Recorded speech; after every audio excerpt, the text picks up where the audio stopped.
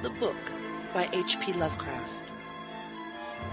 My memories are very confused. There's even much doubt as to where they begin, for at times I feel appalling vistas of years stretching behind me, while at other times it seems as if the present moment were an isolated point in a gray, formless infinity.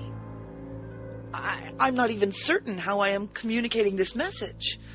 While I know I am speaking, I have a vague impression that some strange and perhaps terrible mediation will be needed to bear what I say to the points where I wish it to be heard.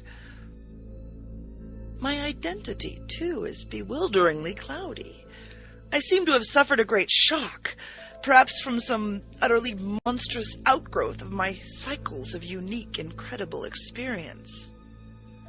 These cycles of experience, of course, all stem from that worm-riddled book.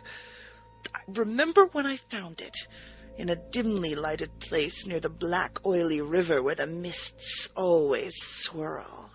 That place was very old, and the ceiling-high shelves full of rotting volumes reached back endlessly through windowless inner rooms and alcoves. There were, besides, great formless heaps of books on the floor and in crude bins, and it was in one of these heaps that I found the thing. I never learned its title, for the early pages were missing, but it fell open toward the end and gave me a glimpse of something which sent my senses reeling.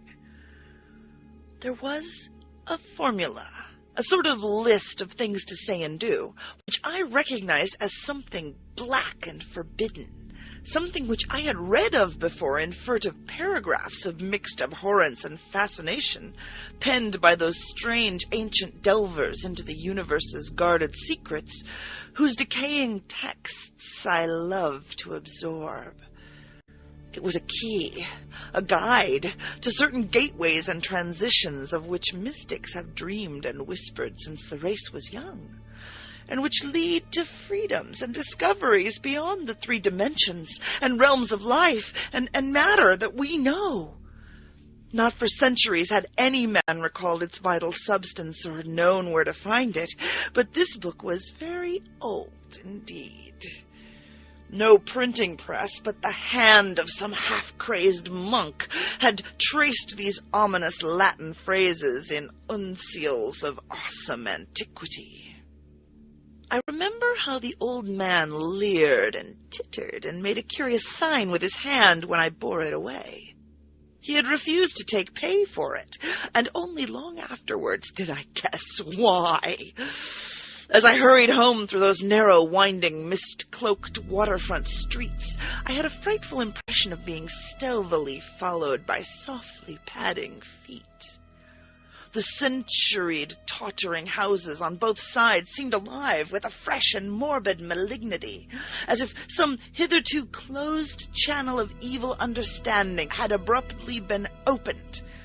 I felt that those walls and overhanging gables of mildewed brick and fungoid plaster and timber, with eye-like diamond-paned windows that leered, could hardly desist from advancing and crushing me. Yet I had read only the least fragment of that blasphemous rune before closing the book and bringing it away. I remember how I read the book at last, white-faced and locked in the attic room that I had long devoted to strange searchings. The great house was very still, for I had not gone up till after midnight. I think I had a family then, though the details are very uncertain. And I know there were many servants. Just what the year was, I cannot say, for since then I have known many ages and dimensions, and have had all my notions of time dissolved and refashioned. It was by the light of candles that I read. I recall the relentless dripping of the wax, and there were chimes that came every now and then from distant belfries.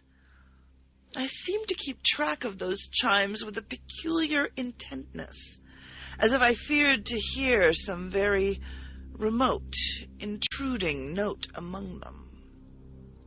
Then came the first scratching and fumbling at the dormer window that looked out high above the other roofs of the city. It came as I droned aloud the 9th verse of that primal lay, and I knew amidst my shudders what it meant. For he who passes the gateways always wins a shadow, and never again can he be alone. I had evoked, and the book was indeed all I had suspected. That night I passed the gateway to a vortex of twisted time and vision, and when morning found me in the attic room, I saw in the walls and shelves and fittings that which I had never seen before. Nor could I ever after see the world as I had known it.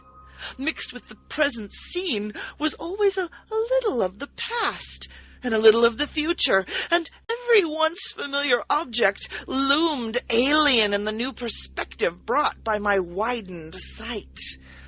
From then on I walked in a fantastic dream of unknown and half-known shapes, and with each new gateway crossed, the less plainly could I recognize the things of the narrow sphere to which I had so long been bound.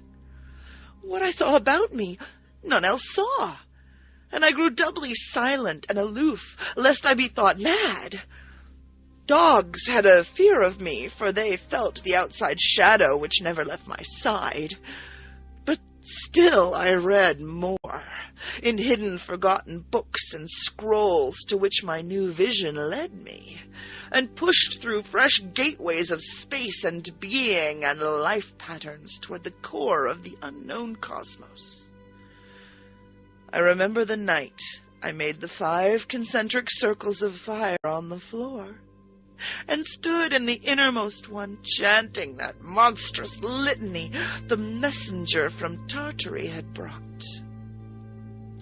The walls melted away, and I was swept by a black wind through gulfs of fathomless gray, with the needle-like pinnacles of unknown mountains miles below me. After a while there was utter blackness, and then the light of myriad stars forming strange alien constellations. Finally I saw a green-litten plain far below me, and discerned on it the twisted towers of a city built in no fashion I had ever known or read or dreamed of. As I floated closer to that city, I saw a great square building of stone in an open space, and felt a hideous fear clutching at me. I screamed and struggled, and after a blankness was again in my attic room, sprawled flat over the 5 phosphorescent circles on the floor. In that night's wandering, there was no more of strangeness than in many a former night's wandering, but there was more of terror, because I knew I was closer to those outside gulfs and worlds than I had ever been before. Thereafter I was more cautious with my incantations, for I had no wish to be cut off from my body and from the earth in unknown abysses, whence I could never return.